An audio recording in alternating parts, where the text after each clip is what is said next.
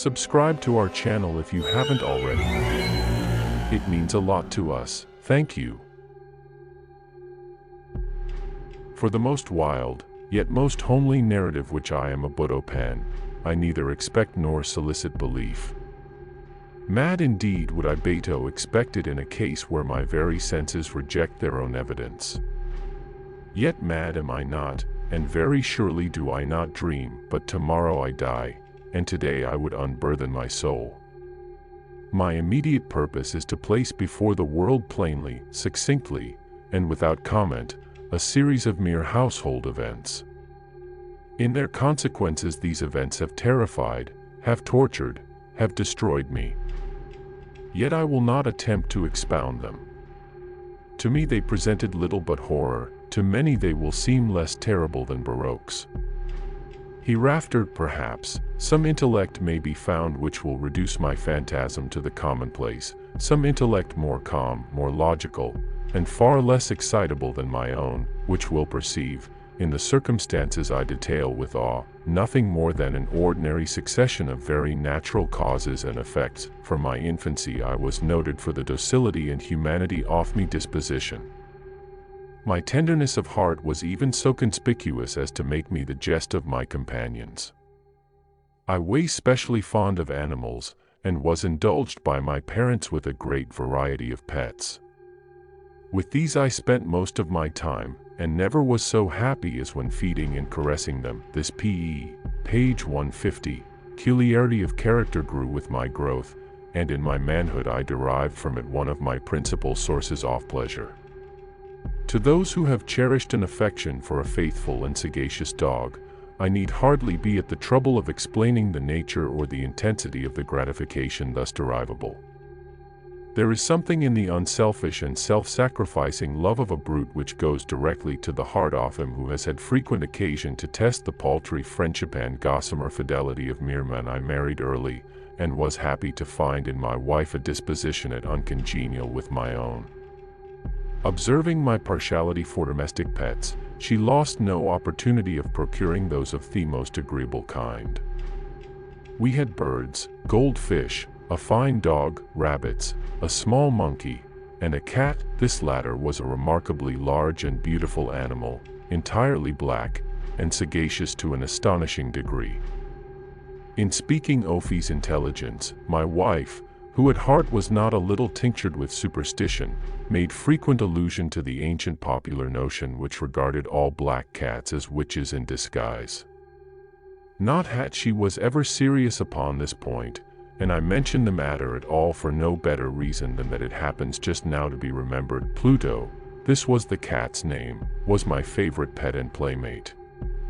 I alone fed him, and he attended me wherever I went about the house. It was even with difficulty that I could prevent them from following me through the streets. Our friendship lasted in this manner for several years, during which my general temperament and character, through the instrumentality of the fiend intemperance, had, I blush to confess it, experienced a radical alteration for the worse. It grew, day by day, more moody, more irritable, more regardless of the feelings of others. I suffered myself to use intemperate language to my wife. At length, I even offered her personal violence. My pets of course were made to feel the change in my disposition. I not only neglected but ill-used them. For Pluto, however, I still retained sufficient regard to restrain me from maltreating him, as I made no scruple of maltreating the rabbits, the monkey, or even the dog, when by accident, or through rough affection, they came in my way. But my disease grew upon me, for what disease is like alcohol, and at length even Pluto, who was now becoming old, and consequently somewhat peevish, even Pluto began to experience the effects of my ill temper. One night, returning home much intoxicated from one of my haunts about town, I fancied that the cat avoided my presence. I seized him, when, in his fright at my violence, he inflicted a slight wound upon my hand with his teeth. The fury of a demon instantly possessed me. I knew myself no longer. My original soul seemed at once to take its flight from my body, and a more than fiendish malevolence, gin-nurtured, thrilled every fiber of my frame. I took from my waistcoat pocket a penknife, opened it, grasped the poor beast by the throat, and deliberately cut one of its eyes from the socket. I blush, I burn, I shudder, while I pen the damnable atrocity, when reason returned with the morning, when I had slept off fumes of the night's debauch, I experienced a sentiment half of horror, half of remorse, for the crime of which I had been guilty, but it was at best a feeble and equivocal feeling, and Thesaul remained untouched. I again plunged into excess, and soon drowned in wine all memory of the deed. In the meantime the cat slowly recovered. The socket of the lost eye presented, it is true, a frightful appearance, but he no longer appeared to suffer any pain. He went about the house as usual, but, as might be expected, fled in extreme terror at my approach. I had so much of my old heart left as to be at first grieved by this evident dislike on the part of a creature which had once so loved me. But this feeling soon gave place to irritation. And then came, as if to my final and irrevocable overthrow, the spirit of perverseness. Of this spirit philosophy takes no account. Yet I am not more sure that my soul lives than I am that perverseness is one of the primitive impulses of the human heart, one of the indivisible primary faculties or sentiments which gave direction to the character of man who has not, 100 times, found himself committing a vile or asily action for no other reason than because he knows he should not. Have we not a perpetual inclination, in the teeth for best judgment, to violate that which is law, merely because we understand it to be such? This spirit of perverseness, I say, came to my final overthrow. It was this unfathomable longing of the soul to vex itself, to offer violence to its own nature, to do wrong for the wrong's sake only, that urged me to continue and, page 153, finally to consummate the injury I had inflicted upon the unoffending brute. One morning, in cool blood, I slipped a noose about its neck and hung it to the limb of a tree, hung it with the tears streaming from my eyes, and with the bitterest remorse at my heart, hung it because I knew it had loved me, and because I felt it had given me no reason of offense, hung it because I knew that in so doing I was committing a sin, a deadly sin that would so jeopardize my immortal soul as topless it, if such a thing were possible, even beyond the reach of the infinite mercy of the most merciful and most terrible God. On the night of the day on which this cruel deed was done, he was aroused from sleep by the cry of fire. The curtains of my bed were in flames. The whole house was blazing. It was with great difficulty that my wife, a servant, and myself made our escape from the conflagration. The destruction was complete. My entire worldly wealth was swallowed up, and I resigned myself forward to despair. I am above the weakness of seeking to establish a sequence of cause and effect between the disaster and the atrocity. But I am detailing a chain of facts, and wish not to leave even a possible link imperfect. On the day succeeding the fire, I visited the ruins. The walls, with one exception, had fallen in. This exception was found in a compartment wall, not very thick, which stood about the middle of the house, and against which had rested the head of my bed. The plastering had here in great measure resisted the action of the fire, a fact which I attributed to its having recently spread. About this, page 154, while a dense crowd were collected, and many persons seemed to be examining a particular portion of it with very minute and eager attention. The words strange, singular, and other similar expressions excited my curiosity. I approached and saw, as if graven in bas-relief upon the white surface, the figure of a gigantic cat. The impression was given with an accuracy truly marvelous. There was a rope about the animal's neck when I first beheld this apparition, for I could scarcely regard it as less. My wonder and my terror were extreme. But at length reflection came to my aid. The cat, I remembered, had been hung in a garden adjacent to the house. Upon the alarm of fire, this garden had been immediately filled by the crowd, by someone of whom the animal must have been cut from the tree and thrown through an open window into my chamber. This had probably been done with the view of arousing me from sleep. The falling of other walls had compressed the victim of my cruelty into the substance of the freshly spread plaster, the lime of which, with the flames and the ammonia from the carcass, had then accomplished the portraiture as I saw it, although I thus readily accounted to my reason, if not altogether to my conscience, for the startling fact just detailed, it did not the less fail to make a deep impression upon my fancy. For months I could not rid myself of the phantasm of the cat, and during this period there came back into my spirit a half-sentiment that seemed, but was not, remorse. I went so far as to regret the loss of the animal, and to look about me among the vile haunts which I now habitually frequented for, page 155, another pet of the same species, and of somewhat similar appearance, with which to supply its place. One night, as I sat half stupefied in a den of more than infamy, my attention was suddenly drawn to some black object, reposing upon the head of one of the immense hogsheads of gin or of rum, which constituted the chief furniture of the apartment. I had been looking steadily at the top of this hogshead for some minutes, and what now caused me surprise was the fact that I had not sooner perceived the object thereupon. I approached it, and touched it with my hand. It was a black cat, a very large one, fully as large as Pluto, and closely resembling him in every respect but one. Pluto had not a white hair upon any portion of his body, but this cat had a large, although indefinite splotch of white, covering nearly the whole region of the breast. Upon my touching him he immediately arose, purred loudly, rubbed against my hand, and appeared delighted with minitus. This, then, was the very creature of which I was in search.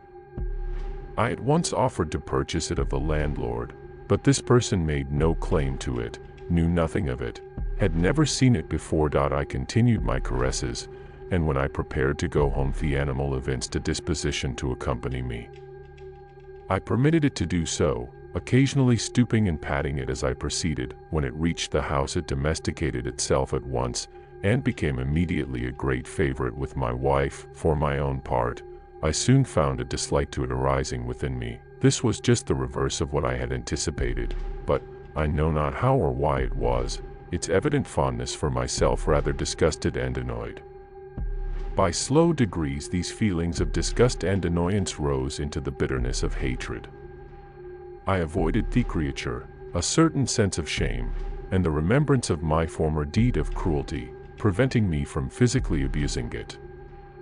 I did not, for some weeks, strike or otherwise violently ill-use it, but gradually, very gradually, I came to look upon it with unutterable loathing, and to flee silently from its odious presence as from the breath of a pestilence. What added, no doubt, to my hatred of the beast was the discovery, on the morning after I brought it home, that, like Pluto, it also had been deprived of one of its eyes.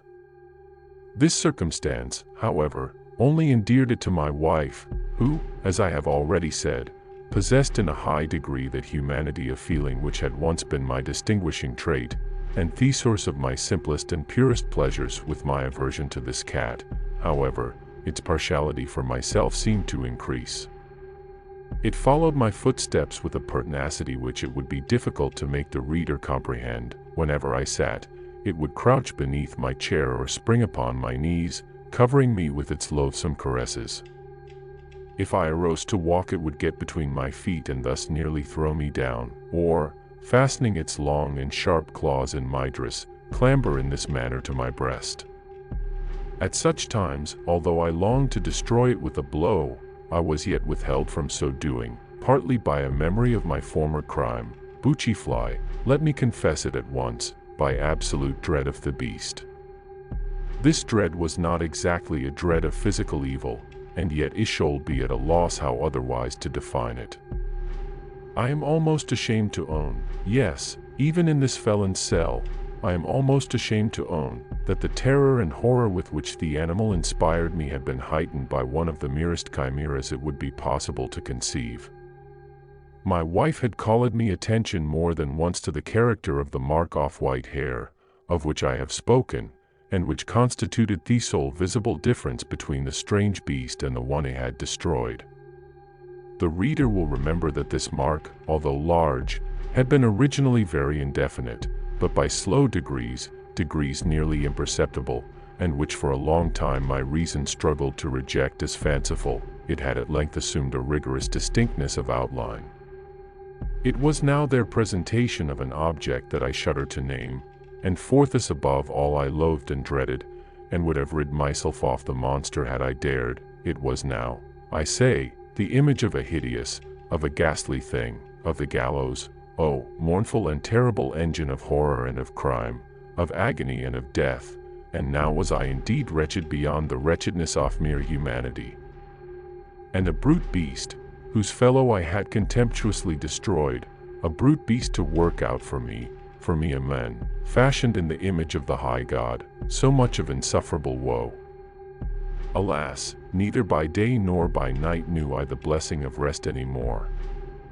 During the former the creature left me no moment alone, and in the latter I started hourly from dreams of unutterable fear, to find the hot breath, page 158, of the thing upon my face, and its vast weight, an incarnate nightmare that I had no power to shake off, incumbent eternally upon my heart. Beneath the pressure of torments such as these, the feeble remnant of the good within me succumbed. Evil thoughts became my sole intimates, the darkest and most evil oft-thoughts. The moodiness of my usual temper increased to hatred of all things and of all mankind, while from the sudden frequent and ungovernable outbursts of a fury to which I now blindly abandoned myself, my uncomplaining wife, alas, was the most usual and the most patient of sufferers. One day she accompanied me upon some household errand into the cellar of the old building which our poverty compelled us to inhabit. The cat followed me down the steep stairs, and nearly throwing me headlong, exasperated me to madness, uplifting an axe, and forgetting in my wrath the childish dread which had hitherto stayed my hand, I aimed a blow at the animal, which of course would have proved instantly fatal had it descended as I wished. But this blow was arrested by the hand of my wife. Goaded by the interference into a rage more than demoniacal, I withdrew my arm from her grasp and buried the axe in her brain. She fell dead upon the spot without a groan. This hideous murder accomplished, I set myself forthwith and with entire deliberation to the task of concealing the body. I knew that I could not remove it from the house, either by day or by night, without the risk of being observed by the neighbors. Many projects entered my mind. At one period I thought of page 159, ting the corpse into minute fragments and destroying them by fire. At another I resolved to dig a grave for it in the floor of the cellar. Again, I deliberated about casting it in the well in the yard, about packing it in a box, as if merchandise, with the usual arrangements, and so getting a porter to take it from the house. Finally I hit upon what I considered a far better expedient than either of these. I determined to wall it up in the cellar, as the monks of the Middle Ages are recorded to have walled up their victims. For a purpose such as this the cellar was well adapted. Its walls were loosely constructed and had lately been plastered throughout with a rough plaster, which the dampness of the atmosphere had prevented from hardening. Moreover, in one of the walls was a projection caused by a false chimney or fireplace, that had been filled up and made to resemble the rest of the cellar.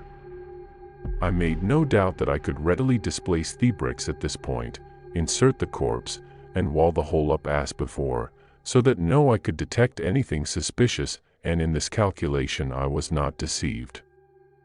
By means of acrobar I easily dislodged the bricks, and having carefully deposited the body against the inner wall, I propped it in that position, while with little trouble I relaid the whole structure as it originally stood. Having procured mortar, sand, and hair with every possible precaution, I prepared a plaster which could not be distinguished from the old, and with this I very carefully went over the new brickwork. When I had finished I felt satisfied that all was all right. The wall did not present the slightest appearance of having been page 160, turbed. The rubbish on the floor was picked up with the minutest care. I looked around triumphantly, and said to myself, here at last, then, my labour has not been in vain. My next step was to look for the beast which had been the cause of so much wretchedness, for I had at length firmly resolved to put it to death. Had I been able to meet with it at the moment, there could have been no doubt of its fate, but it appeared that the crafty animal had been alarmed at the violence of my previous anger, and forbore to present itself in me present mood. It is impossible to describe or to imagine the deep, the blissful sense of relief which the absence of the detested creature occasioned in my bosom. It did not make its appearance during the night, and thus for one night at least since its introduction into the house I soundly and tranquilly slept. I slept even with the burden of murder upon my soul. The second and the third day passed, and still my tormentor came not. Once again I breathed as a freeman. The monster, in terror, had fled the premises forever. I should behold it no more. My happiness was supreme. The guilt of my dark deed disturbed me but little. Some few inquiries had been made, but these had been readily answered. Even a search had been instituted, but of course nothing was to be discovered. I looked upon my future felicity as secured. Upon the fourth day of the assassination, a party of the police came very unexpectedly into the house, and proceeded again to make rigorous investigation of the premises. Secure, however, in the inscrutability of my, page 161, place of concealment, I felt no embarrassment whatever. The officers bade me accompany them in their search. They left no nook or corner unexplored. At length, for the third or fourth time they descended into the cellar. I quivered not in a muscle. My heart beat calmly as that of one who slumbers in innocence. I walked cellar from end to end. I folded my arms upon my bosom, and roamed easily to and fro. The police were thoroughly satisfied, and prepared to depart. The glee at my heart was too strong to be restrained. I burned to say if but one word by way of triumph, and to render doubly sure their assurance of my guiltlessness. Gentlemen, I said at last, as the party ascended the steps, I delight to have allayed your suspicions. I wish you all health, and a little more courtesy. By the by, gentlemen, this is a very well-constructed house. In the rabid desire to say something easily, I scarcely knew what I uttered at all. I may say an excellently well-constructed house. These walls, are you going, gentlemen, these walls are solidly put together, and here, through the mere frenzy of bravado, I rapped heavily with the cane which I held in me hand upon that very portion of the brickwork behind which stood the corpse of the wife of my bosom. But may God shield and deliver me from the fangs of the archfiend.